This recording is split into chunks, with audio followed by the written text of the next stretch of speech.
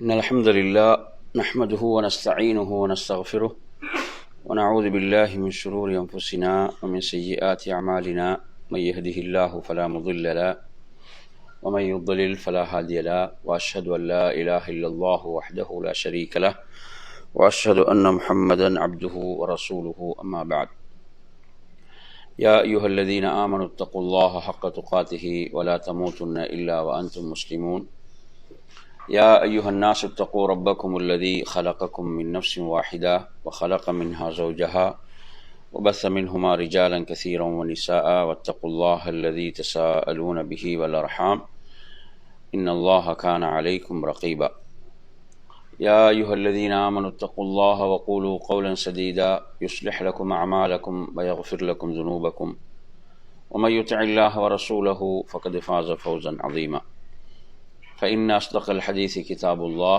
وخير الهدي هدي محمد صلى الله عليه وسلم وشر الأمور محدثاتها وكل محدثة بدعة وكل بدعة ضلالة وكل ضلالة في النار.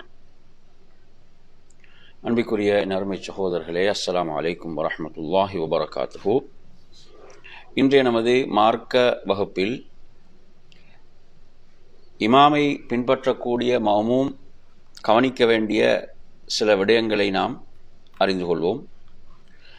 இது ஒரு மிக முக்கியமான தலைப்பு. நாம் ஒரு நாளைக்கு 5 வேளை தொழுகையை ஜமாஅத்தோடு தொழுகின்றோம். இமாமை பின்பற்றி தொழுகின்ற போது நாம் அறிய வேண்டிய சில சட்டதிட்டங்கள்.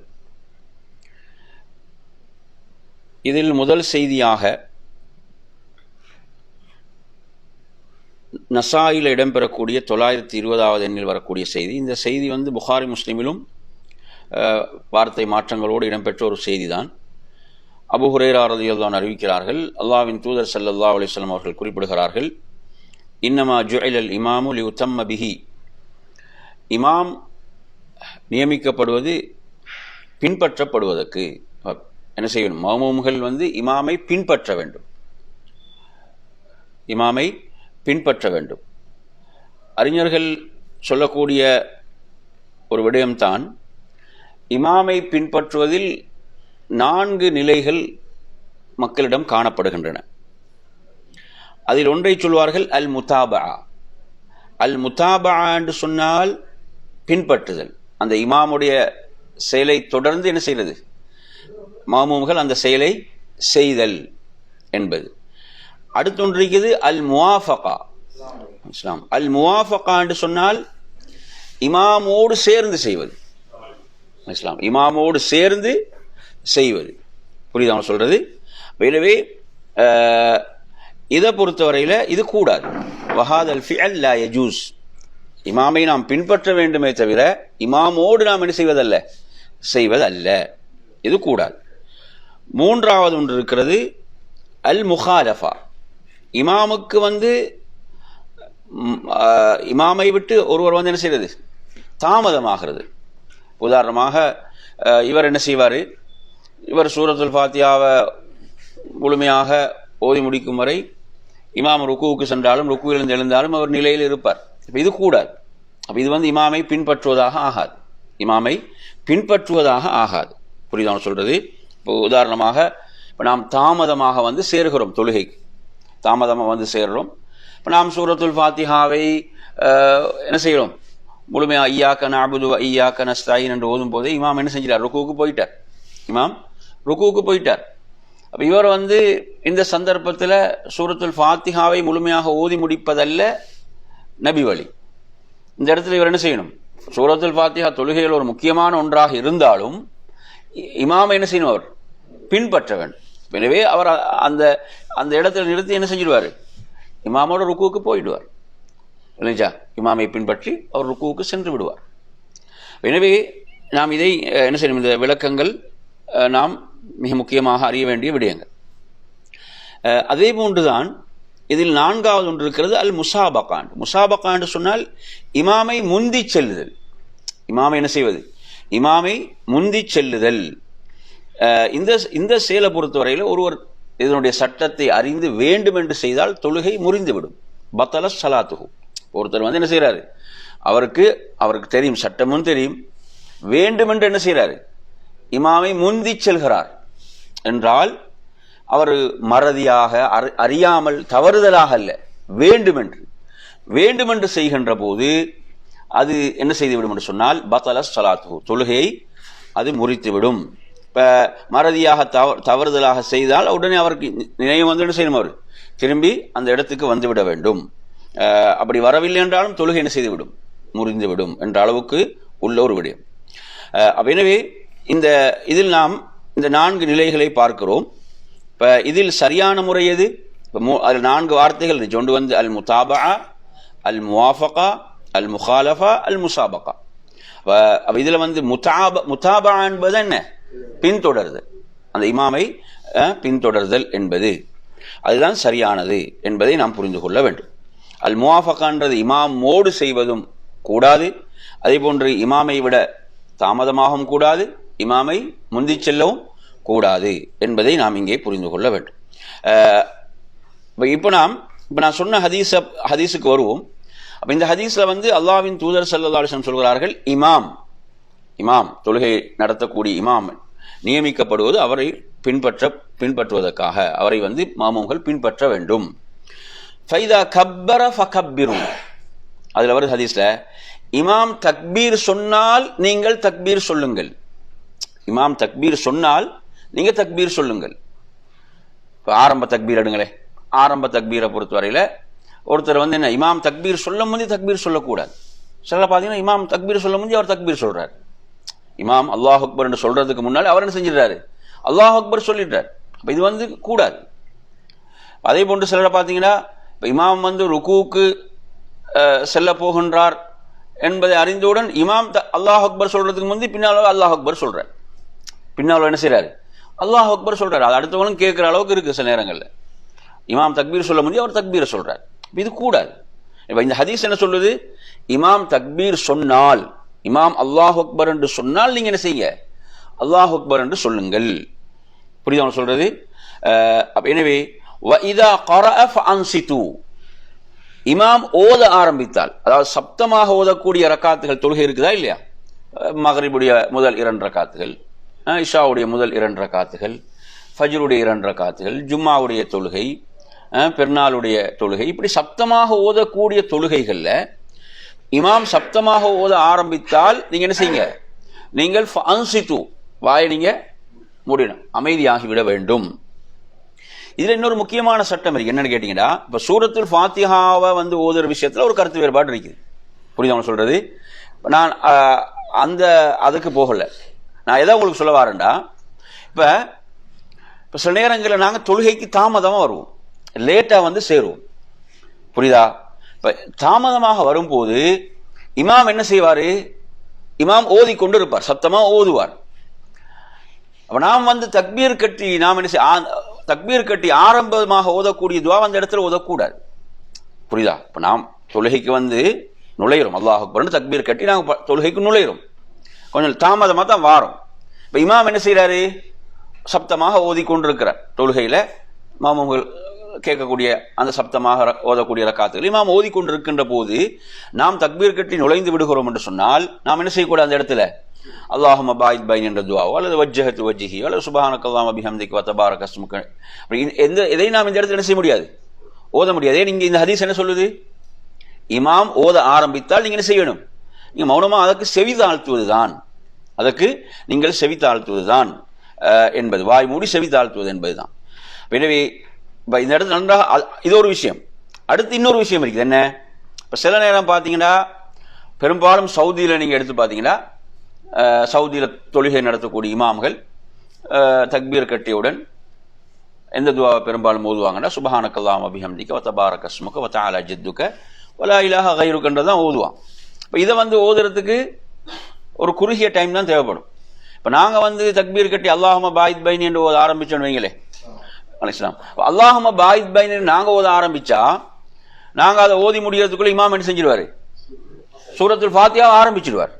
சூரத்துல் ஃபாத்திஹாவை ஆரம்பிச்சிடுவார். அப்ப நாம் அந்த இடத்துல ஓதுவதை நிறுத்தி விட வேண்டும். அதை ஓதி முடிக்கல. ஏன்? ஹதீஸ் என்ன சொல்லுது? என்ன சொல்லுது ஹதீஸ்?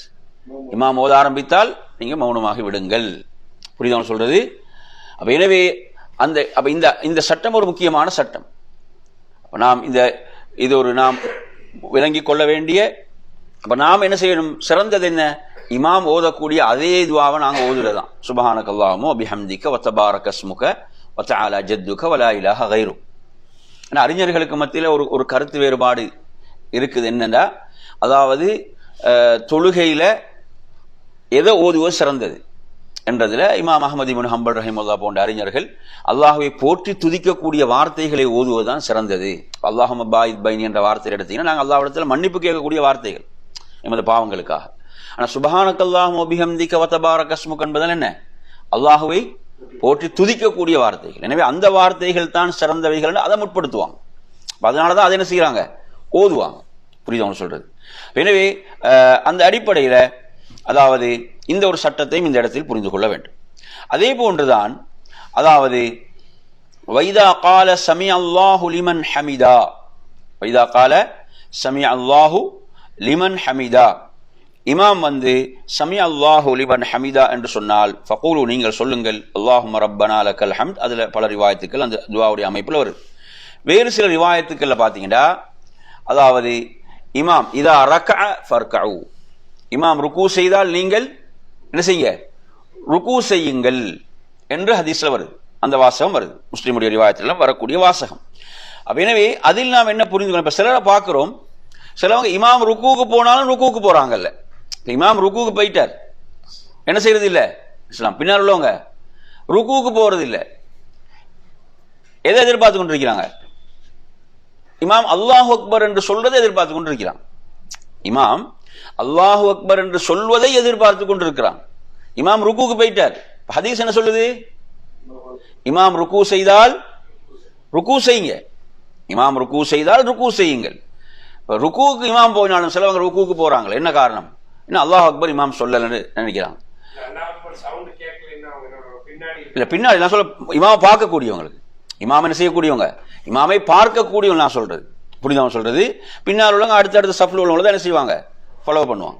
அப்ப எனவே இந்த இடத்துல அன்பிற்குரிய சகோதரர்களே, அப்ப எங்களுக்கு ஹதீஸ் என்ன சொல்லுது என்றால் அந்த இமாமுடைய செயல், இமாமுடைய செயல்.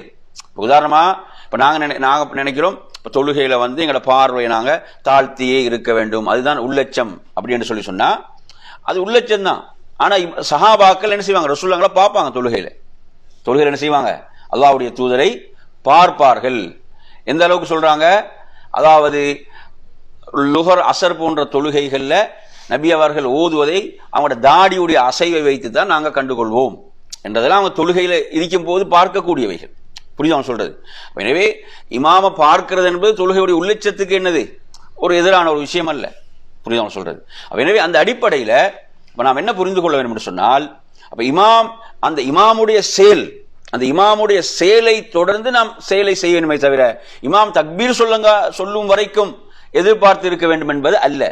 இமாம் தக்பீர் சொன்னா அது அந்த இடத்துல இருக்கணும். இமாம் தக்பீர் சொன்னா நீங்க என்ன செய்ய, தக்பீர் சொல்லுங்கள். அப்ப செயலை இமாம் என்ன செய்யறாரு, செய்து விட்டார் என்று சொல்லும் போது அந்த செயலை நாம் என்ன செய்ய வேண்டும், தொடர்ந்து செய்ய வேண்டும். அடுத்து நீங்க எடுத்தீங்கன்னா இன்று நாம் பார்க்கின்ற போது இப்ப மஸ்ஜிதுகளும் என்ன செய்யுது, மஸ்ஜிதுகள் பெரிய மஸ்ஜிதுகளாக ஆகிவிட்டன. பெரும்பாலும் நீங்க எடுத்தீங்கன்னா இந்த தவறு பெரும்பாலும் நடக்குது. எந்த தவறு என்றால் இமாமை முந்தி செல்லுதல். இமாமை முந்தி செல்கின்ற தவறை நீங்க எடுத்து பார்த்தீங்கன்னா அதாவது பெரும்பாலும் நடந்து கொண்டிருக்கிறது. இமாம் தக்பீர் சொன்ன உடனே போயிடுறாங்க. இமாம் என்ன செய்யறாங்க, தக்பீர் சொன்ன உடனே போய் விடுகிறார்கள். அப்ப அது என்ன செய்யுதுன்னா இமாமை பலர் முந்தக்கூடிய ஒரு பாவத்தை செய்யறாங்க. அதை ரசூலுல்லாஹ் கடுமையாக தொழுகையில எச்சரித்த ஒரு விடயம். அல்லாஹ்வின் தூதர் ஸல்லல்லாஹு அலைஹி வஸல்லம் சொல்றாங்க, அதாவது உங்களை ஒருவர் பயப்பட வேண்டாமா, இமாமை முந்துவதன் காரணத்தால் அவரது தலை என்ன செய்யும், கழுதையுடைய தலையாக மாற்றப்படுவதை அவர் பயப்பட வேண்டாமா என்ற அளவுக்கு ரசூலுல்லாஹ் எச்சரித்திருக்கிறாங்க. அதனால நாங்க என்ன செய்யணும், இமாம் தக்பீர் சொல்லி போயிட்டார் என்றாலும் நாங்க சில செகண்ட்கள் தாமதித்து தான் நாம் என்ன செய்ய வேண்டும், நாம் செல்ல வேண்டும் என்பதை புரிந்து கொள்ள வேண்டும். இதுல ஏதாவது டவுட்டுகள் இருந்தா நீங்க என்ன செய்யுங்க, கடைசியில கேளுங்க. சரி, இப்ப நாம் அடுத்ததாக என் அருமையான சகோதரர்களே இன்னும் ஒரு விடயத்தை நாங்கள் கவனிப்போம். அந்த விடயம் என்னவென்று சொன்னால், அதாவது இப்ப தொழுகைக்கு வரக்கூடியவர்கள், தொழுகைக்கு என்ன செய்யக்கூடியவங்க, வரக்கூடியவங்க என்ன செய்யறாங்க அப்படின்னு பாத்தீங்கன்னா, இமாம் நிலைக்கு வரும் வரை தாமதிக்கிறாங்க. இப்ப இமாம் இப்போ சுஜூதில் இருக்கிறார்னுவீங்களே, அல்லது அத்தஹியாத்தில் இருக்கிறார், அல்லது நடு இருப்பில் இருக்கிறார் என்றால் என்ன செய்யறாங்க? இமாம் நிலைக்கு வரும் வரை தாமதிக்கிறான். நிலைக்கு எப்படி அவங்களோட சிந்தனை இருக்குதுன்னா, இமாம் நிலைக்கு வந்த பிறகுதான் நாங்கள் என்ன செய்யணும், சேர வேண்டும்னு நினைக்கிறான். புரியுது அவன் சொல்றது? அப்பதான் நாங்கள் தக்பீர் கட்டி சேர வேண்டும்னு நினைக்கிறான். இதை பொறுத்தவரையில இது என் அருமையான சகோதரர்களே ஒரு தவறான விடயம். ஹதீஸ்ல எப்படி வருகிறது அப்படின்னு பாத்தீங்கன்னா, இப்ப அல்லாஹ்வுடைய தூதர் ஸல்லல்லாஹு அலைஹி வஸல்லம் சொல்கிறார்கள், இதா அத்தா அஹதுகுமுஸ் ஸலாத வல் இமாமு அலா ஹாலின் ஃபல்யஸ்ன கமா யஸ்னஉல் இமாம். இது முஆத் இப்னு ஜபல் ரலியல்லாஹு அன்ஹு அறிவிக்கக்கூடிய செய்தி. திர்மிதியில 591வது இடம்பெறுது. என்ன சொல்றாங்க? உங்கள ஒருவர் தொழுகைக்கு வந்தால், பாருங்க அழகா வாசம் வருது, உங்கள ஒருவர் தொழுகைக்கு வந்தால் வல் இமாமு அலா ஹால், இமாம் என்ன செய்யறாரு? இமாம் ஒரு நிலையில் இருக்கிறார். அது ருக்குவாக இருக்கலாம், சுஜூதாக இருக்கலாம், நடு இருப்பாக இருக்கலாம், அத்தஹியாத்தாக இருக்கலாம்.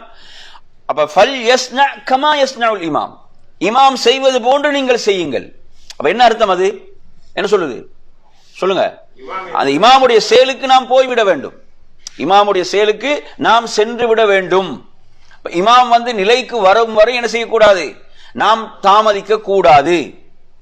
ஏனென்றால் இப்ப நாம் அந்த இடத்துல ஒரு சுஜூத செய்து அந்த சுஜூதுல சுப்ஹான ரப்பியல் அலான்னு சொல்லும் போது அது நன்மையா இல்லையா?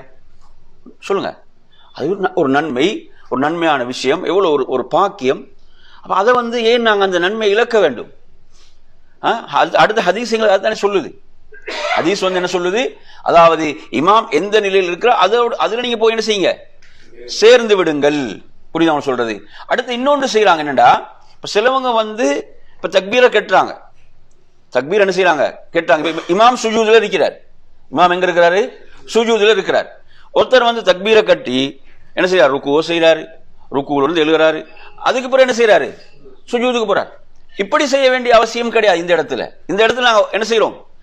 தக்பீரை சொல்லி ஒரு தக்பீர் தொழுகைக்கு நாம் நுழைவதற்குரிய தக்பீர், அடுத்து நாம் அந்த சுஜூதுக்கு செல்வதற்கான தக்பீர், அந்த தக்பீரை சொல்லி நாம் என்ன செய்வோம்? நேரடியாக சுஜூதுக்கு செல்வது.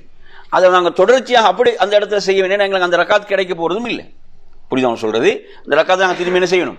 நாம் மீட்ட வேண்டும். எனவே அந்த அடிப்படையில் இந்த ஒரு சட்டத்தையும் நாம் இந்த இடத்தில் என்ன செய்ய வேண்டும்? நாம் புரிந்து கொள்ள வேண்டும். புரியுது சொல்றது?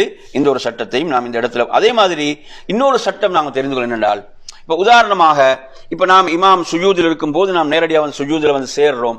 இப்ப நாங்க சுஜூதில இருந்து நாங்க எழுகிறோம், சுஜூதில இருந்து எழும்போது அது நமக்கு முதல் ரக்காத்தாக இருந்தாலும், நமக்கு துஆவுல் இஸ்திஃப்தா சனான்னு சொல்றோமா இல்லையா, அந்த ஆரம்ப துஆ ஓதக்கூடிய சந்தர்ப்பம் நமக்கு தவறிவிட்டது. நாங்க அந்த இடத்துல ஓதக்கூடாது. புரியுது சொல்றது? அது நமக்கு முதல் ரக்காத்தாக இருந்தால் எது தவறிவிட்டது? அந்த முதல் ஆரம்பத்தில் ஓதக்கூடிய துஆவுல் இஸ்திஃப்தாவுடைய சந்தர்ப்பம் தவறிவிட்டது என்பதையும் நாம் புரிந்து கொள்ள வேண்டும். அதே போன்று இன்னொரு சட்டம் இருக்கிறது. என்ன சட்டம் என்று பாத்தீங்கன்னா, இப்ப நீங்க தொழுகைக்கு வாரீங்க, இப்ப இமாம் என்ன செய்யறாரு? இப்ப இமாம் இது சப்தமாக ஓதக்கூடிய ரக்காத் அல்ல, நிஜா இமாம் தனக்கு கேட்கக்கூடிய அமைதியாக ஓதக்கூடிய ரக்காத்துன்னு வைங்க. இப்ப இந்த ரக்காத்துல நீங்க வரும்போது, அதாவது உங்களுக்கு தெரியுது இப்ப ரக்காத்துல ஒரு பெரும் பகுதி முடிந்து விட்டது. இப்ப என்னது, இமாம் ருக்கு செய்யறதுக்கு நெருக்கமா இருக்கிறார். அப்படி என்ற மாதிரி தெரியும் போது அறிஞர்கள் என்ன சொல்றாங்கடா, இந்த இடத்துல நீங்க ஆரம்ப துஆவை ஓதுறத விட எதை நீங்க முற்படுத்த வேண்டும்? சூரத்துல் ஃபாத்திஹாவை முற்படுத்த வேண்டும். ஏனென்றால் சூரத்துல் ஃபாத்திஹா கட்டாயம். சூரத்துல் ஃபாத்திஹா எதில் உள்ளது? கட்டாயமான ஒரு விஷயம். எனவே அதை நீங்க ஓதும் போது அந்த ஆரம்ப துஆ ஓதுறது சுன்னா, ஆரம்ப துஆ ஓதுறது நீங்க என்ன சுன்னா. அதை நீங்க ஓதும் போது சில நேரம் இமாம் என்ன செஞ்சிடலாம்? ருக்குவுக்கு போயிடலாம். எனவே அந்த இடத்துல நீங்க எதுக்கு முக்கியத்துவம் கொடுக்க வேண்டும்?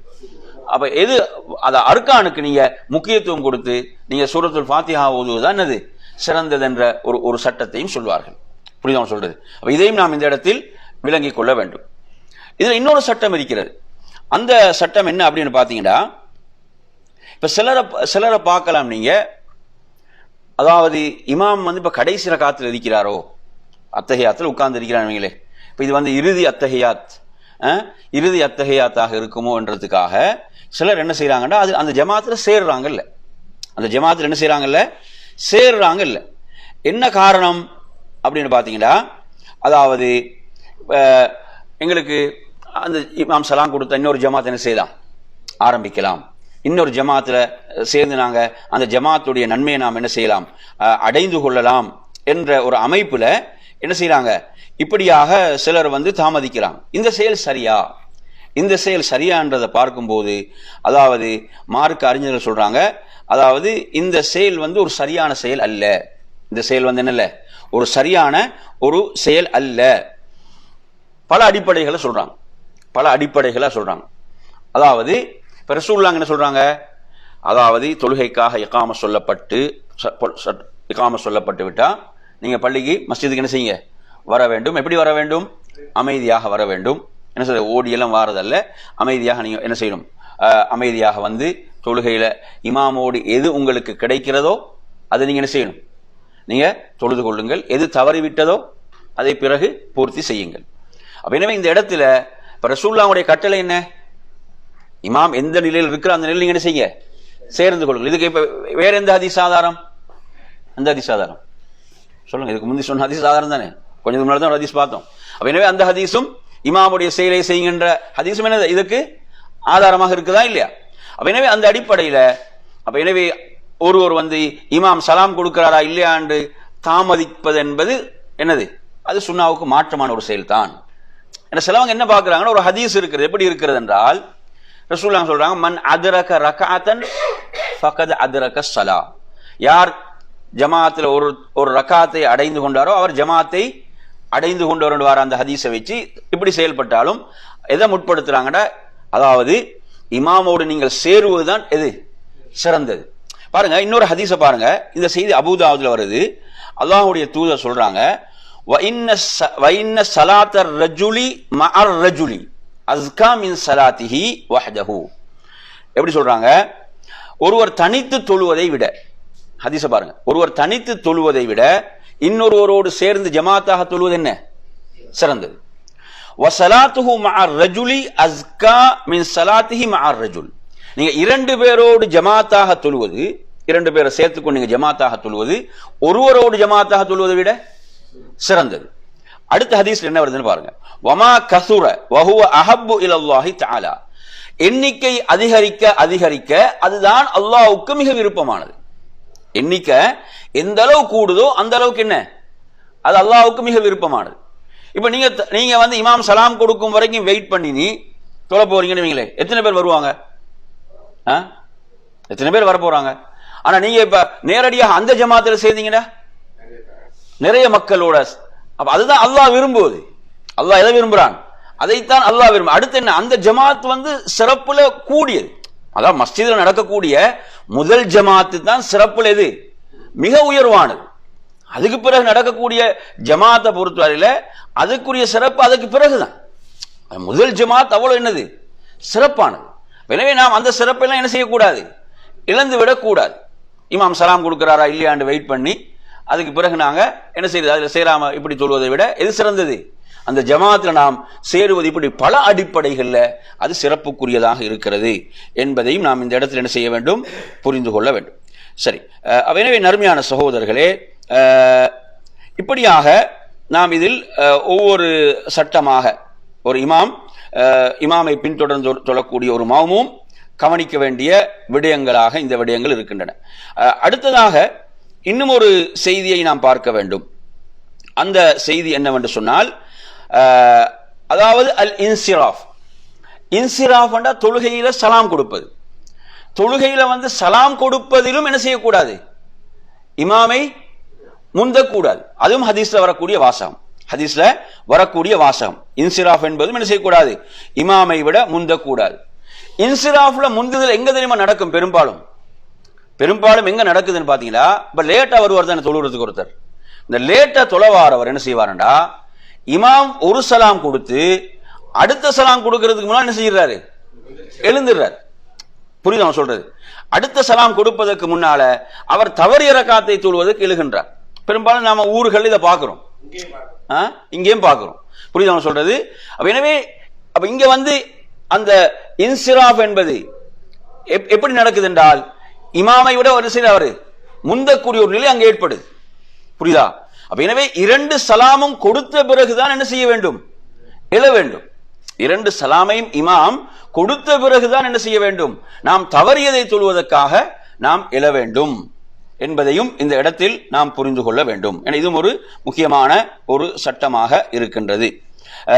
எனவே நறுமையான சகோதரர்களே, இப்படியாக நாம் இமாமை பின்தொடர்கின்ற விஷயத்தில் அடுத்து நாம் சொன்னோம், இமாம் சமி அல்லாஹு லிமன் ஹமிதா என்று சொன்னால் நீங்க என்ன செய்யுங்க? ரப்பனா வலக்கல் ஹம்த் என்று சொல்ல வேண்டுமே தவிர நாம் என்ன சொல்றது இல்லை. அந்த இடத்துல சமி அல்லாஹு லிமன் ஹமிதா சொல்றது இல்லை. சமி அல்லாஹு லிமன் ஹமிதா யார் யார் சொல்ல வேணும்? இமாம் சொல்லணும். வேற யார் சொல்லணும்?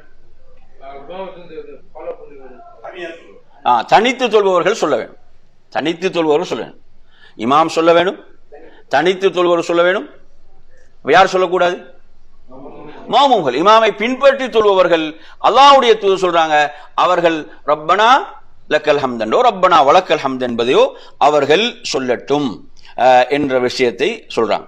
அதே போன்று இன்னொரு விஷயம் சொல்றாங்க, இமாம் வைதா சல்லா ஜாலிசன், இமாம் உட்கார்ந்து தொழுதால், இமாம் உட்கார்ந்து தொழுதால் நீங்கள் அனைவரும் உட்கார்ந்து தொழுங்கள்.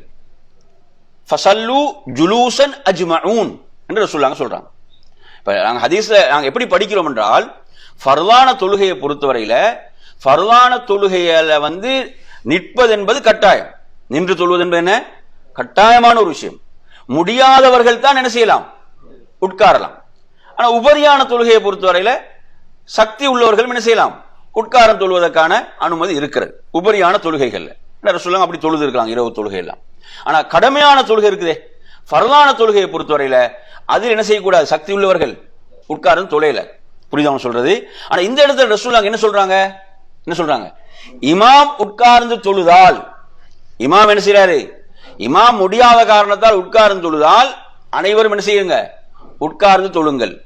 அப்ப இதுல ஒரு சட்டம் இருக்கு. என்னடா, இமாம் தொழுகை உட்கார்ந்து ஆரம்பித்தால், இமாம் எப்படி ஆரம்பிக்கிறார்? தொழுகைய உட்கார்ந்து ஆரம்பிச்சா எல்லாரும் எப்படிதான்? உட்கார்ந்து தான் தொழ வேண்டும். புரியுதா? ஆனா இமாம் என்ன செய்யறார்? தொழுகை எப்படி ஆரம்பிக்கிறாரு? நிலையில ஆரம்பிக்கிறார். திடீரென்று ஒரு பிரச்சனை அவருக்கு வருது, இடையில தான் வருது. 2வது ரக்காத்திலயோ 3வது ரக்காத்திலோ அவருக்கு என்ன செய்யுது? ஏதோ ஒன்று அவருக்கு என்ன செய்ய உட்கார வேண்டிய ஒரு நிலை ஏற்பட்டு நின்று தொழுவிக்க முடியாது என்ற நிலை வந்தால், இந்த சந்தர்ப்பத்தில் நாம் என்ன செய்ய வேண்டியது?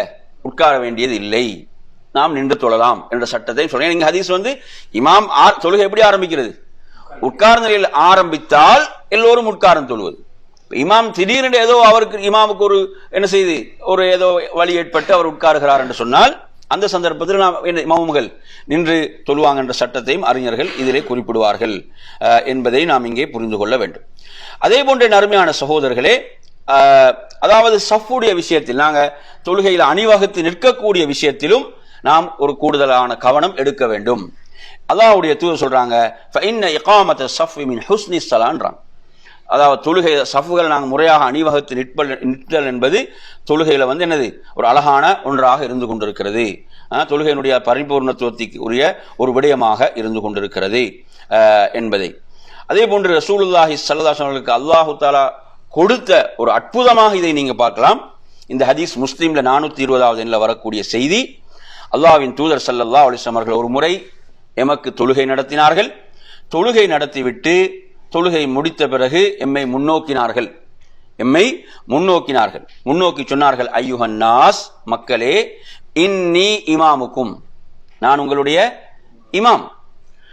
ஃபலா தஸ்பிகூனி பிர்ருகூஇ வலா பிஸ்ஸுஜூத், என்னை நீங்கள் ருக்குவிலோ சுஜூதிலோ முந்தக்கூடாது. ருக்குவிலோ சுஜூதிலோ என்னை விட நீங்கள் முந்தக்கூடாது. வலா பில் கியாம், எழுவதிலும் முந்தக்கூடாது. அதே போன்ற வலாபில் இன்சிராஃப், சலாம் கொடுப்பதிலும் என்ன செய்யக்கூடாது? முந்தக்கூடாது. ரசூலுல்லாஹ் சொல்றாங்க, ஃபஇன்னி அராக்கும் அமாமி வ மின் கல்ஃபி, நான் உங்களை எனக்கு முன்னாலும் பின்னாலும் பார்க்கிறேன்றான். சுப்ஹானல்லாஹ். ரசூலுல்லாஹ் தொழுகை நடத்தும் போது பின்னால் சஹாபாக்களுடைய செயல்கள் என்ன செய்வாங்க? பார்க்கிறாங்க. அல்லாஹ் அப்படியான ஒரு அற்புதத்தை அல்லாஹ்வுடைய தூதருக்கு கொடுத்திருந்தான். அப்ப தொழுகை என்பது எவ்வளவு உயர்ந்த வணக்கம் என்று பாருங்க. சுப்ஹானல்லாஹ். தொழுகை என்பது எவ்வளவு சிறந்த ஒரு வணக்கம், எவ்வளவு உயர்ந்த ஒரு வணக்கம். உண்மையில் அந்த உயர்வு சிறப்பு எமது உள்ளத்தில் தொழுகைக்கு இருக்கிறதா? அல்லாஹ் அல்லாஹ்வுடைய தூதருக்கு சுப்ஹானல்லாஹ் தொழுகையில ரசூலுல்லாஹ் பின்னால் தொழக்கூடிய நிலையை பார்க்கிறாங்கண்டா, அப்ப இந்த தொழுகை ஏன் அல்லாஹ் அல்லாஹ்வுடைய தூதருக்கு இந்த அற்புதத்தை கொடுத்திருந்தான்? என்ன காரணம்? தொழுகை அவங்க என்ன செய்யணும்? முறையாக செய்ய வேண்டும் என்பதற்காக, இல்லையா? அப்படித்தானே? முறையாக தொழ வேண்டும் என்பதற்காக. இப்ப தொழுகை என்பது எவ்வளவு உயர்ந்த ஒரு வணக்கம் என்று பாருங்க, எவ்வளவு சிறப்பான ஒரு உயர்ந்த ஒரு வணக்கம் தொழுகை. அப்படி அல்லாஹ்வுடைய தூதர் இந்த அளவுக்கு சொல்லிவிட்டு சொல்றாங்க, வல்லதி நஃப்சு முஹம்மதின் பியதி, இந்த முஹம்மதுடைய உயிர் எவன் கைவசம் இருக்கிறதோ அவன் மீது சத்தியமிட்டு சொல்கிறேன், லவ் ரஅய்தும் மா ரஅய்து, அதாவது நான் காண்பவற்றை நீங்கள் காண்பீர்களாக இருந்தால் லதஹிக்தும் கலீலா வல பகைத்தும் கஸீரா, நீங்கள் குறைவாகத்தான் சிரிப்பீர்கள், அதிகம் அழுவீர்கள் என்று சொல்றாங்க ரசூலுல்லாஹ். அப்போது சஹாபாக்கள் கேட்கிறாங்க, வமா ரஅய்த யா ரசூலல்லாஹ், நீங்கள் எதை பார்த்தீர்கள் அல்லாஹ்வின் தூதரே என்று சொல்லும் போது, ரஅய்துல் ஜன்னத வன்னார், நான் சொர்க்கத்தையும் நரகத்தையும் பார்த்தேன். தொழுகை எவ்வளவு சிறந்த அமல்னு பாருங்க. தொழுகையில ரசூலுல்லாஹ்ங்களுக்கு எது காட்டப்படுது? சொர்க்கம் நரகம் காட்டப்படுகிறது. இவ்வளவு உயர்ந்த ஒரு வணக்கமாக தொழுகை இருக்கிறது. சுப்ஹானல்லாஹ். ரசூலுல்லாஹ் எப்படி எச்சரிக்கிறாங்கன்னு பாருங்க. எதை எச்சரிக்கிறாங்க இந்த இடத்துல? இமாமை முந்தக்கூடாது. இமாமை என்ன செய்யக்கூடாது? முந்தக்கூடாது என்ற விடயத்தை எச்சரிக்கிறாங்க. ஆனா இன்றைக்கு பாத்தீங்கன்னா இது உண்மையில ஒரு மஸ்ஜிதில் நீங்க எடுத்து பாத்தீங்கன்னா தொழக்கூடியவர்கள் அதிகமானவர்கள் இமாமை முந்தக்கூடிய நிலைகள் நாங்கள் நிறையவே பார்க்கிறோம். ஒரு கவலையான விஷயம். அதுல கவனம் எடுக்கிறாங்கல்ல, என்ன செய்யறாங்க? இமாம் தக்பீர் சொன்ன உடனே வேகமா போயிடுறாங்க. கொஞ்சம் சற்று தாமதிக்கணும், இமாமை பின்தொடரக்கூடிய ஒரு விஷயம் இருக்கிறது என்பதில் கவனம் எடுக்காமல் இருக்கக்கூடிய ஒரு கவலையான நிலை இருக்கிறது. எனவே நறுமையான சகோதரர்களே, அல்லாஹ்வுடைய தூதர் ஸல்லல்லாஹு அலைஹி அவர்கள் இமாமை முந்தக்கூடியவர்களுடைய விஷயத்தில் எதை எச்சரித்தாங்க? அவர்களுடைய தலை அல்லது அவங்களுடைய தோற்றம் எப்படியாக மாற்றப்படும்? ஒரு கழுதையுடைய தோற்றமாக மாற்றப்படுவதை அவர்கள் பயப்பட வேண்டாமா என்ற ஹதீஸ் புகாரில 691வது எண்ணில் வருகிறது. எனவே நறுமையான சகோதரர்களே, அப்ப அந்த அளவு நாங்கள் என்ன செய்யக்கூடாது? அந்த இறைவனுடைய அந்த எச்சரிக்கை, அல்லாஹ்வுடைய தூதருடைய கடுமையான எச்சரிக்கை, இறைவனுக்கு முன்னால் ஒரு இழிவை ஏற்படக்கூடிய ஒரு நிலைக்கு நமது தொழுகைகள் ஆகிவிடக் கூடாது என்ற ஒரு விடயத்தை நாம் பார்க்கின்றோம். அதே போன்ற நறுமையான சகோதரர்களே, இன்னும் ஒரு விடயத்தை கவனிக்க வேண்டும். அதாவது சிறந்த முறை என்னவென்று சொன்னால், இமாம் ஆமீன் என்று சொல்லுகின்ற போது பின்னால் உள்ளவர்கள் ஆமீன் என்று சொல்லுவதுதான் சிறந்த முறை. சில ரிவாயத்துக்கள் இமாம் வலல்லாலீன் என்று சொன்னால் ஆமீன் என்று சொல்லுங்கள் என்ற ரிவாயத்து வருகிறது. ஆனால் ஒரு சிறப்பு சேர்ந்து வருதா இல்லையா? அந்த சிறப்பு சேர்ந்து வரக்கூடிய ரிவாயத்துக்களை நாம் பார்க்கின்ற போது அதுல எப்படி வருகிறது என்று சொன்னால், இதா அம்மனல் இமாமு ஃபஅம்மினு, இமாம் ஆமீன் சொன்னால் நீங்க ஆமீன் சொல்லுங்கள். அந்த ஆமீனும் மலக்குகளுடைய ஆமீனும் ஏற்படுகின்ற போது அவர்கள் முன் செய்த பாவங்கள் மன்னிக்கப்பட்டு விடும் என்று சொல்றாங்க. எனவே இதில் நாம் கவனம் எடுக்க வேண்டும்.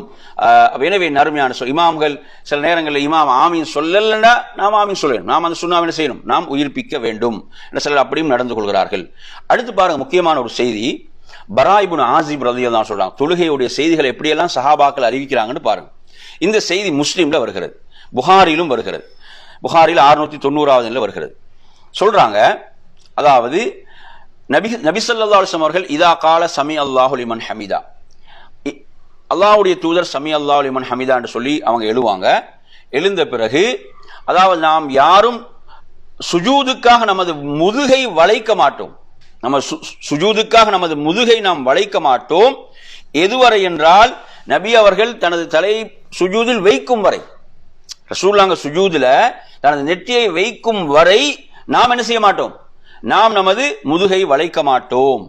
அப்ப எனவே நபி அவர்கள் வைத்த பிறகுதான் சும்ம நகவ சுஜூதம் பஅது, அதற்கு பிறகுதான் நாம் சுஜூத் செய்வோம் என்று ஹதீஸ்ல வருது.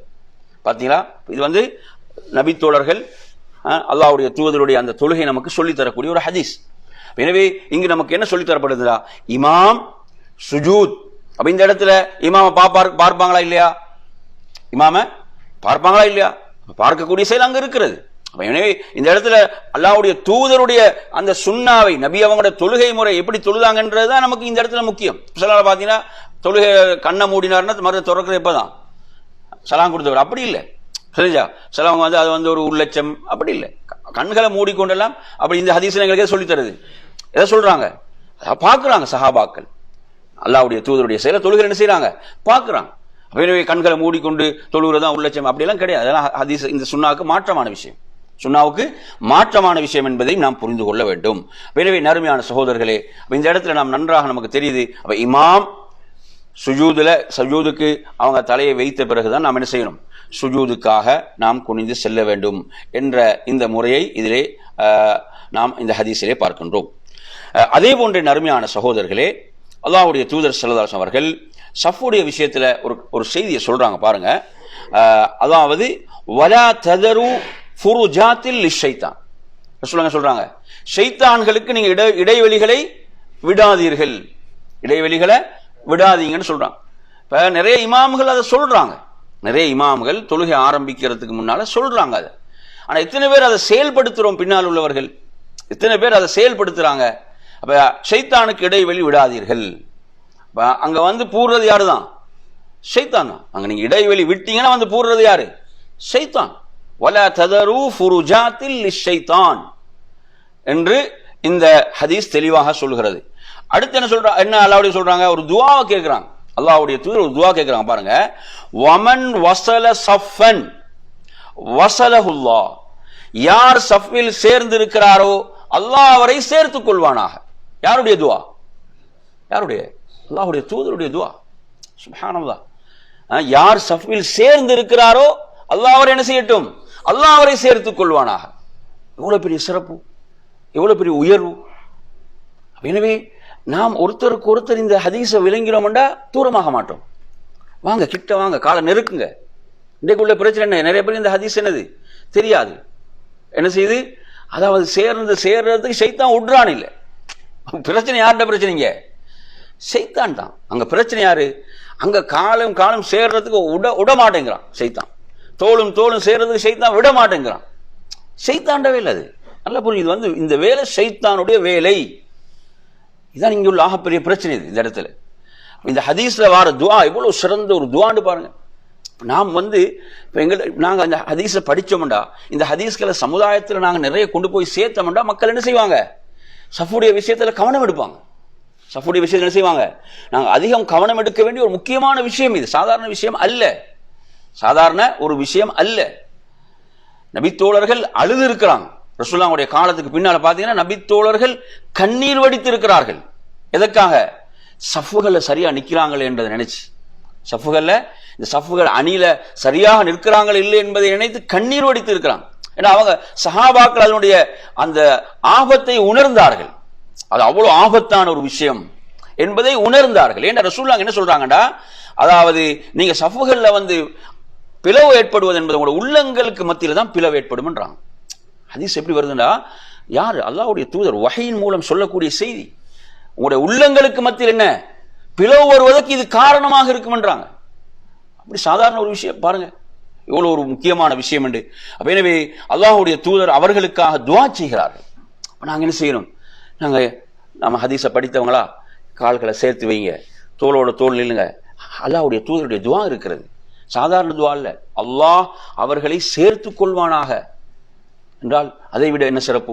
அதே போன்று வமன் கதஅ ஸஃபன் கதஅஹுல்லாஹ், யார் சஃபை துண்டிக்கிறானோ அல்லாஹ் அவரை துண்டித்து விடுவானாக. தொடர்பு அருந்து விடும். அல்லாஹ் பாதுகாக்க வேண்டும். எனவே இந்த ஹதீஸை நீங்க பாத்தீங்களா, அஹ்மதுல அப்துல்லாஹ் இப்னு உமர் ரலியல்லாஹு அன்ஹு அறிவிக்கக்கூடிய செய்தியாக நாங்கள் பார்க்கிறோம்.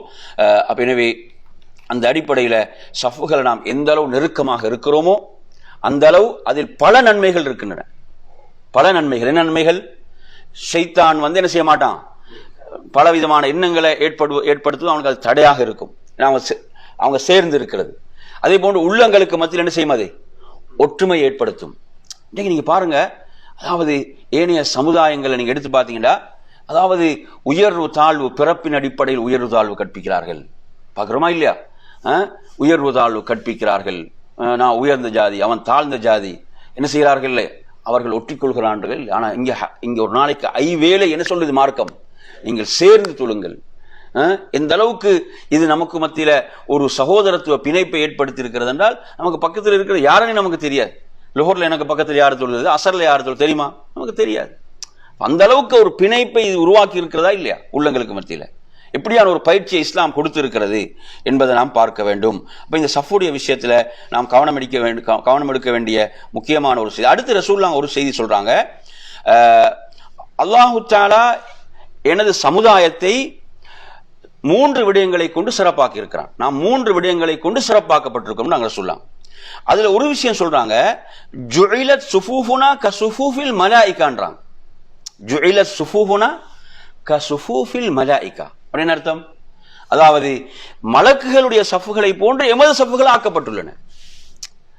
மலக்குகளுடைய வானவர்கள் அணிவகுத்து நிற்கிறாங்களா இல்லையா, அந்த சஃப்புகளை போன்று எமது இந்த உம்மத்துடைய சஃப்புகள் ஆக்கப்பட்டிருக்கிறான். அல்லாஹ் இப்படி சிறப்பித்திருக்கிறான். அதே போன்று பூமி முழுவதும் எமக்கு மஸ்ஜிதாக அல்லாஹ் ஆக்கி தந்திருக்கிறான். இந்த பூமியுடைய மண்ணை அல்லாஹ் தூய்மையாக்குவதற்காக ஆக்கி தந்திருக்கிறான். தண்ணீர் இல்லை என்றால் தயமும் செய்து கொள்ளலாம் என்ற சட்டங்களை எல்லாம் ரசூலுல்லாஹ் அந்த 3 சிறப்புகளை சொல்றாங்க. இந்த ஹதீஸ்ல நாங்க விளக்கத்தை பார்க்கின்ற போது அந்த மலக்குகளுடைய சஃப் போன்று என்பதற்கு என்ன விளக்கம் அப்படின்னு பார்த்தீங்கன்னு சொன்னா, அதாவது அவர்கள் முதல் சஃப்பை பூர்த்தி செய்து விட்டு தான் என்ன செய்வாங்க, அடுத்த சஃப்பை பூர்த்தி செய்வார்கள். அடுத்து அவர்கள் எப்படி இருப்பாங்கடா, மிக நெருக்கமாக இருப்பார்கள், மிக நெருக்கமாக இருப்பார்கள் என்பதுதான் ஏனைய ஹதீஸ்களை வச்சு இதுக்கு சொல்லப்பட்ட விளக்கம். அப்ப இங்க 2 விஷயம் கவனிக்கப்படும். என்ன, அதாவது முதல் சஃப்பை நாங்க நிறைவு செய்யாம என்ன செய்யக்கூடாது, இன்னொரு சஃப்ல நாங்க இருக்கக்கூடாது என்ற விடயம் இதில் கவனிக்க வேண்டிய ஒரு முக்கியமான விடயம். அதே போன்று சஃப்புகளில் மிக நெருக்கமாக இருக்கக்கூடிய விடயம் என்ற இந்த செய்தியை பொறுத்தவரையில் ஹுதைஃபா ரலியல்லாஹு அறிவிக்கக்கூடிய செய்தி, இது முஸ்லிம்ல 522வது எண்ணில் வரக்கூடிய செய்தியாக இருந்து கொண்டிருக்கிறது. அடுத்து பாருங்க, சுப்ஹானல்லாஹ், இந்த ஹதீஸை பாருங்க, இது இவ்வளவு பெரிய சிறப்பு இருக்கு என்று சொல்லக்கூடிய ஹதீஸ் பாருங்க. இப்னு மாஜால இந்த ஹதீஸில் நாங்கள் தனியாக போட்டு மக்களை ஆர்வப்படுத்த வேண்டும். இந்த ஹதீஸில் எடுத்தீங்களா, இதில் நாங்கள் தனியாக போட்டு மஸ்ஜிதுகளில் மக்களை ஆர்வப்படுத்த வேண்டிய ஒரு சப்ஜெக்ட். இது என்ன, ஆயிஷா ரலியல்லாஹு அறிவிக்கிறாங்க, இன்னல்லாஹ வ மலாயிகத்தஹு யுஸல்லூன அலல்லதீன யஸிலூன ஸுஃபூஃப். அல்லாஹ்வும் அவனது மலக்குகளும் சஃப்புகளில் சேர்ந்திருப்பவர்களுக்கு அருள் புரிகிறார்கள். அல்லாஹ் அருள் புரிகிறான், மலக்குகள் அல்லாஹ்விடத்தில் அருள் வேண்டி அவர்களுக்காக பிரார்த்திக்கிறார்கள். யாருக்காக, சஃப்புகள்ல சேர்ந்து இருக்கக்கூடியவர்கள்.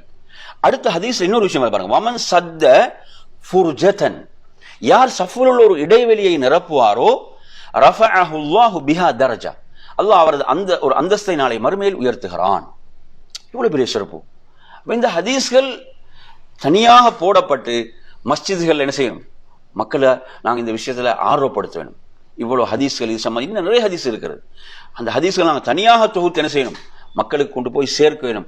இவ்வளவு இதனுடைய முக்கியத்துவம் சொல்லப்பட்டிருக்கக்கூடிய ஒரு விஷயமாக இந்த சஃப்புடைய விஷயம் இருக்கிறது என்பதை நாம் புரிந்து கொள்ள வேண்டும். அதே போன்ற நறுமையான சகோதரர்களே, இதில் நாம் கவனிக்க வேண்டிய மற்றும் ஒரு விடயம் என்னவென்று சொன்னால், அதாவது அல்லாஹ்வின் தூதர் ஸல்லல்லாஹு அலைஹி வஸல்லம் அவர்கள் அபி பக்ரா ரலியல்லாஹு அன்ஹு அவர்களுக்கு செய்த ஒரு உபதேசம் சம்பந்தமாக வரக்கூடிய ஹதீஸ்.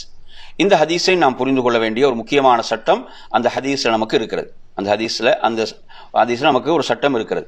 அந்த ஹதீஸ் என்னவென்று சொன்னால், அதாவது ஒரு முறை அல்லாஹ்வின் தூதர் ஸல்லல்லாஹு அலைஹி வஸல்லம் அவர்கள் தொழுகை நடத்தி கொண்டிருக்கின்ற போது, நபி அவர்கள் தொழுகை நடத்தி கொண்டிருக்கின்ற போது அவங்க மஸ்ஜிதுக்குள்ள நுழைகிறார்கள்.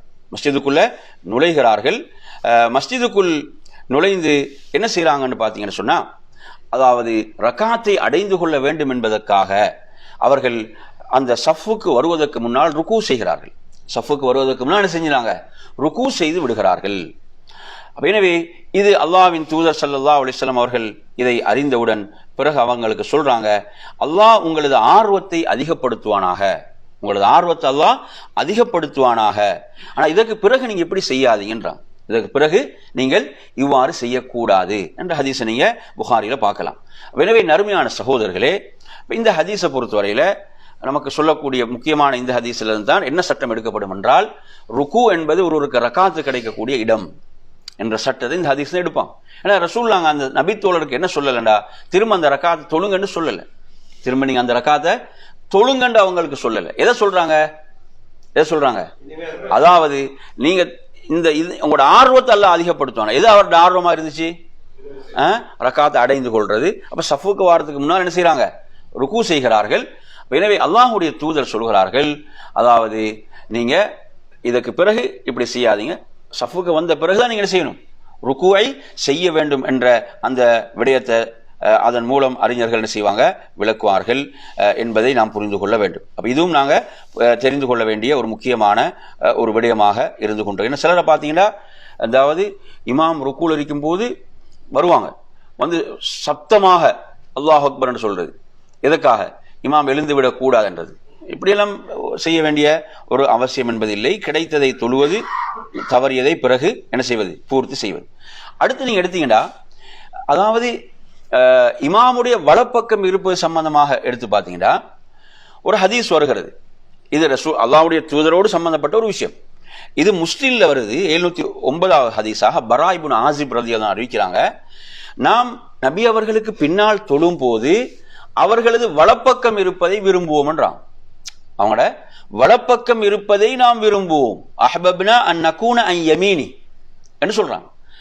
ஏன் அப்படி நாங்க விரும்புவோம் என்றால், யுக்பிலு அலைனா பிவஜ்ஹி, நபி அவர்கள் எம்மை முன்னோக்கியவர்களாகத்தான் இருப்பாங்க. தொழுகை முடித்து விட்டு திரும்பும் போது நபி அவர்கள் செய்வார்கள், எம்மை பார்த்தவர்களாகத்தான் இருப்பார்கள் என்ற ஒரு விளக்கத்தில் சொல்லுவாங்க.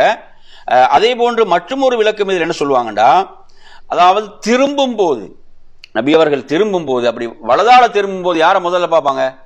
வலப்பக்கத்தில் உள்ளவர்களை தான் பார்ப்பாங்க என்ற ஒரு விளக்கமும் இதிலே சொல்லப்படுது. ஏன்னா தொழுகை முடிந்த பிறகு இமாம் எப்படி இருக்க வேண்டும் என்றதுல பல ரிவாயத்துக்கள் வருது. நேரா மவும்களை நேரா பார்த்த அமைப்புல இருக்கலாம், வலப்பக்கமாக சாய்ந்த அப்படி கொஞ்சம் அந்த மாதிரி இருக்கலாம் என்றதுக்கெல்லாம் இந்த ஹதீஸ் எல்லாம் என்ன செய்வாங்க? கொண்டு வருவார்கள் என்பதையும் நாம் இந்த இடத்துல புரிந்து கொள்ள வேண்டும். அதே போன்ற நறுமையான சகோதரர்களே, இந்த தலைப்புல அடுத்ததாக நாம் ஒரு செய்தியை நாம் பார்க்கலாம். அதாவது நபி ஸல்லல்லாஹு அலைஹி வஸல்லம் அவர்கள் இப்ப ஒருவர் தனித்து இமாமோடு தொழும்போது எப்படி இருக்க வேண்டும்? இமாமும் மாமும் மட்டும்தான் இருக்கிறாங்க. இமாமும் மாமும் மாத்திரம் இருக்கும்போது இமாமுடைய வலதில் இருக்க வேண்டும். இப்ப இதற்கு நாம் எந்த ஹதீஸை ஆதாரமாக சொல்வோம்? எந்த ஹதீஸ் சொல்லுங்க? மாஷா அப்துல்லா இப்னு அப்பாஸ் ஹதீஸ், புகாரில் வர ஹதீஸ். ரசூலுல்லாஹ்வுடைய எந்த தொழுகையில் இது வருது? இரவு தொழுகை, தஹஜ்ஜுடைய தொழுகையில அவர்கள் ரசூலுல்லாஹ்வுடைய இடப்பக்கம் இருக்கின்ற போது நபி அவர்கள் அவர்களுடைய தலையால் பிடித்து அவங்க என்ன செய்றாங்க? வலப்பக்கமாக நிறுத்தினார்கள் என்ற இந்த ஹதீஸை பொறுத்தவரையில இது தனித்து ஒருவர் நிற்கும் போது அவர் என்ன செய்யணும்? இமாமுக்கு வலப்பக்கத்தில் இருக்க வேண்டும். இமாமுக்கு இடப்பக்கத்தில் இருந்தால் தொழுகை பாத்திலாகாமல், தொழுகை பாத்திலாகாது, தொழுகை ஏற்றுக்கொள்ளப்படும். ஆனா அங்க என்ன செய்யறாரு? அவர் சுன்னாவுக்கு மாறு செய்த ஒரு விடயம் அங்கு நடைபெறும் என்பதை நாங்க புரிஞ்சோம். அதே மாதிரி இதுல இன்னொரு சட்டம் இருக்குது. என்னன்னு கேட்டீங்கன்னா, இந்த ஹதீஸை பாருங்க, இது புகாரில வர செய்தி. ரசூலுல்லாஹ் ஒரு முறை என்ன செய்யறாங்க? அனஸ் இப்னு மாலிக் ரலியல்லாஹு அறிவிக்கக்கூடிய செய்தி, எமது வீட்டுக்கு ரசூலுல்லாஹ் வந்தாங்க. எமது வீட்டுக்கு அல்லாஹுடைய தூதர் வந்தாங்க. வந்தபோது ரசூலுல்லாஹ்களுக்கு உணவு சமைத்து கொடுக்கப்பட்டது, சாப்பிட்டாங்க. அதன் பிறகு ரசூலுல்லாஹ் சொல்றாங்க, எழும்புங்க, நான் உங்களுக்கு தொழுகை நடத்துகிறேன் என்று சொல்கின்ற போது அனஸ் எழுந்து என்ன செய்யறாங்க? ஒரு பாயை, அதில் தண்ணீரை தொளித்து ஒரு பாயை விரிக்கிறாங்க. அல்லாஹ்வுடைய தூதர் தொழுகைக்காக நிற்கிறாங்க. அதே போன்று நானும் ஒரு அனாதையும் என்ன செய்ய, அனாதை சிறுவனும் ரசூலுல்லாஹ்களுக்கு பின்னால் இருந்தோம். அஜூசுமி வராயினா, நமது பாட்டி என்ன செய்யறாங்க? எமக்கு பின்னால் இருந்தாங்க. ரசூலுல்லாஹ் 2 ரக்காத்துகள் தொழுது முடித்தாங்கன்னு இந்த ஹதீஸ். எனவே இந்த ஹதீஸின் அடிப்படையில் பார்த்தீங்கன்னா, அதாவது ஒரு பெண் என்று வருகின்ற போது அவங்க எப்படிதான் இருப்பாங்க? தனியாக இருந்தாலும் பின்னால தான் அவங்க இருப்பாங்க. ஏன்னா ஹதீஸ்ல இன்னொரு ஹதீஸ் இருக்குது. என்னன்னு கேட்டீங்கன்னா, ரசூலுல்லாஹ் சொல்றாங்க, லா ஸலாத்த லிமன் ஹல்ஃப ஸஃபி வஹ்தவுன்றாங்க. அதாவது சஃபுல தனித்து தொழுவது என்பது இல்லை என்றாங்க. சஃபுல தனித்து தொழுதல் என்பது கிடையாது. இப்போ நீங்க பள்ளி மஸ்ஜிதுக்கு வாரீங்க, மஸ்ஜிதுல முன் சஃபு பூர்ணமா இருக்குது, 2வது சஃபும் பூர்ணமா இருக்கிறது. இப்போ நீங்க வாரீங்க, நீங்க ஒரு ஆள் தான் இருக்கிறீங்க. இப்போ நீங்க ஒரு ஆள் தான் இருக்கிறீங்க, இந்த இடத்துல எப்படி தொழுவீங்க என்ற ஒரு பிரச்சனை வருது. ரசூலுல்லாஹ் சொல்றாங்க, ஒருவருக்கு சஃபுல தனித்து தொழுதல் என்பது இல்லை. அப்போ உங்களுக்கு தொழுகை ஆரம்பிக்கல, இன்னொருத்தர் வரும் வரைக்கும் நீங்க என்ன செய்ய வேண்டியிருக்கிறது? வெயிட் பண்ண வேண்டும். அல்லது என்ன செய்யலாம் என்றால், சில அறிஞர்கள் என்ன சொல்றாங்கடா, அந்த சஃபுக்கு இடைவெளியா சஃபுக்கு உள்ளால போய் இமாமுக்கு வலப்பக்கத்தில் அவர் இருக்க வேண்டும். இமாமுக்கு வலப்பக்கத்தில் இருக்க வேண்டும். அது இமாமுக்கு சட்டம் தெரிஞ்சா பிரச்சனை இல்லை. இல்லாட்டி இமாம் பயந்துடுவார். இமாம் என்ன செஞ்சிருவாரு? இமாம் பயந்துடுவாரா இல்லையா? அப்ப எனவே இதுல இன்னொரு விஷயம் என்ன செய்யறாங்கடா, முன் சஃபுல் உள்ள ஒருத்தரை இழுக்கிறது. இது கூடாதுன்னு தான் சொல்றாங்க அறிஞர்கள். முன் சஃபுல் உள்ள ஒருத்தர் இழுக்கிற வேலை இருக்குது. இது சம்பந்தமா ஒரு ஹதீஸ் இருக்கு. அந்த ஹதீஸ் ஆதாரமற்ற ஒரு பலவீனமான செய்தி தான்.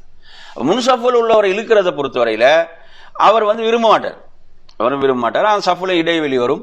அப்ப அதனால முன் சஃபுல் உள்ளவர் இழுக்கிற வேலை சரி வராது இந்த இடத்துல. என்ன சொல்றாங்கன்னா, ஒருத்தருக்கு முடியாத பட்சத்தில் அவரது தொழுகை ஏற்றுக்கொள்ளப்படும் என்ற ஒரு கருத்தை வைத்தாலும் இதுல இது ஒரு பலமான செய்தி. ஒருவருக்கு சஃபுல வந்து தனித்து தொழுகை என்பது இல்லை. ஆனா பெண்களுக்கு என்ன செய்தீங்க, சட்டம் மாறுபடுறதை பார்க்கலாம். பெண்களுக்கு சட்டம் மாறுபடுது. எப்படி, அந்த பெண் வந்து தனியாகத்தான் இருக்கிறாங்க, தொழுகை என்ன செய்யப்படும், ஏற்றுக்கொள்ளப்படும். ஆனா அதே நேரத்தில் பெண்களுடைய ஜமாத் நடக்கும் போது இதே சட்டம் தான். பெண்கள் என்ன செய்யறாங்க, பெண்கள் ஜமாத் நடக்குதுன்னு வைங்களே, பெண்கள் ஒரு ஜமாத்து நடத்துறாங்க என்றாலும் அப்படி தொழும் போது ஒரு பெண் என்ன செய்யல, தனியாக சஃபுல இருக்கல, இந்த ஹதீஸின் அடிப்படையில் இதே சட்டம் தான். ஆனா ஆண்களோடு சேர்ந்து அப்படி வருகின்ற போது பெண் என்ன செய்வா, தனியாக சஃபில் இருப்பா என்ற ஒரு விஷயத்தையும் நாம் இந்த இடத்துல புரிந்து கொள்ளணும். அதே போன்றுதான் இந்த தூண் இருக்கு தானே, பள்ளிகளை பார்த்து நிறைய தூண் இருக்கிறது. இது சம்பந்தமான ஒரு ஹதீஸ் எங்க வருதுன்னு பாத்தீங்கன்னா இப்னு மாஜால வருது. அதாவது குன்னா நுன்ஹா அன் நுஸஃப பைன ஸவாரி அலா அஹ்தி ரசூலுல்லாஹி ரசூலுல்லாஹ்வுடைய காலத்துல நாங்க வந்து இந்த தூண்கள் வரும்போது அப்படி சஃப் செய்யறது, சஃபை வந்து அமைக்கிறது நாங்க தடுக்கப்பட்டோம். இப்ப இந்த பக்கம் கொஞ்சம் இருக்கிறாங்க, இந்த பக்கம் இருக்கிறாங்க, நடுவில் என்ன இருக்குது, தூண் இருக்குது. இது வந்து இதற்கு நாம் தடுக்கப்பட்டோம். வனுத்ரது அன்ஹா தர்தா, அதை விட்டு நாம் விரட்டப்பட்டோம்ன்றாங்க. எனவே அதனால இப்ப உதாரணமாக சில மஸ்ஜிதுகள்ல இடம் சம்பந்தமான பிரச்சனை இருக்குது, ஜும்மாவுடைய நாட்கள் அப்படி நெருக்கடிகள் வந்து அது தனியான சட்டம் அப்படியான சந்தர்ப்பங்கள்ல. எனவே மஸ்ஜிதுல தாராளமாக இடம் இருக்கும் போது என்ன செய்யக்கூடாது, இப்படி சஃபுகள் அமைக்கக்கூடாது. என்ன செய்யுது, தூண்கள் பிரிக்கிற அமைப்புல சஃபுகள் அமையக்கூடாது என்பதையும் நாம் இந்த ஹதீஸ்ல இருந்து நாம் புரிய வேண்டிய ஒரு சட்டமாக இருந்து கொண்டிருக்கிறது. எனவே நறுமையான சகோதரர்களே, நாம் இன்றைய இந்த பாடத்துல இயன்றவரை நாம் என்ன செய்தோம், சில சட்டங்களை உங்களுக்கு சொன்னோம். ஜாதகல்லாஹ் இருசர் என்ற ஹதீஸ் தானே, அவங்களோட ஆர்வத்தை அதிகப்படுத்துவாங்க ஹதீஸ் புகாரில 783வது வருகிறது. அந்த ஹதீஸுடைய எண், ஹதீஸ் வந்து இடம்பெறக்கூடிய ஹதீஸ் எண் புகாரில வந்து. அதே மாதிரி இன்னொரு சட்டம் இருக்குதுன்னு கேட்டீங்கன்னா, சில நேரங்கள்ல அதாவது சப்தத்தை வந்து மௌமூம்கள்ல யாராவது உயர்த்த முடியுமா? இப்ப வெளியில உள்ளவங்களுக்கு சத்தம் கேட்குது இல்லைன்னு வைங்களேன், இமாம் சொல்லக்கூடிய தக்பீருடைய சத்தம் என்ன செய்தில்லை, கொஞ்சம் தூரத்தில் உள்ளவங்களுக்கு கேட்குது இல்லை. அப்ப அந்த சந்தர்ப்பத்தில் யாராவது ஒரு மௌமுக்கு சப்தத்தை உயர்த்தலாமா? இதற்கு ஏதாவது ஹதீஸ் ஆதாரம் இருக்கிறதா என்றால், அதாவது இது சம்பந்தமான ஹதீஸ் முஸ்லிம்ல வருகிறது, நசாயில வருகிறது. இப்ப ரசூலுல்லாஹி ஸல்லல்லாஹு அலைஹி வந்து என்ன செய்யறாங்க, அந்த நோயுற்ற காலத்துல, கடைசி காலத்துல ரசூலுல்லாஹ்களுக்கு அந்த சப்தம், ரசூலுல்லாஹ் சத்தம் என்ன செய்யல, பெருசா வெளியாகல. அப்ப எனவே அபூபக்கர் பின்னால இருக்கிறாங்க. ரசூலுல்லாஹ் தக்பீர் சொல்லும் போது கப்பர அபூபக்கர் யுஸ்மிஉனா, அபூபக்கர் என்ன செய்வாங்க, சத்தமாக தக்பீர் சொல்லுவாங்க, அது எங்களுக்கு கேட்பதற்காக. இந்த ஹதீஸ் இதுக்கு ஆதாரம் இருக்கிறது. தேவை என்று வரும்போது தான், என்ன வரும்போது ஒரு தேவை உண்டு. பாரத்தில் நீங்க எடுத்தீங்கன்னா சில நேரம் இமாம் சொல்லக்கூடிய தக்பீர் கேட்காம இருக்குது, தூரத்தில் உள்ளவங்க எது கேட்கும், அந்த பின்னால் சொல்ற தக்பீர் என்ன செய்யும், கேட்கக்கூடிய அமைப்பு இருக்கிறது. புரியுதா சொல்றது? எனவே இப்படி ஒரு தேவை என்று வருகின்ற போது என்ன செய்யலாம், இப்படி தக்பீர் சொல்றதுக்கும் ஆதாரம் இருக்கிறது என்பதை நாம் என்ன செய்ய வேண்டும், புரிந்து கொள்ள வேண்டும். அதே போன்று இதுல இன்னும் சில சட்டங்கள் இருக்கின்றன. இன்ஷா அல்லாஹ் மற்றும் ஒரு வகுப்பிலே நாம் தொடரலாம் என்று கூறி நிறைவு செய்கிறேன். வஆகிரு தஅவானா அல்ஹம்துலில்லாஹி ரப்பில் ஆலமீன். வஸ்ஸலாமு அலைக்கும் வரஹ்மத்துல்லாஹி வபரகாத்துஹு.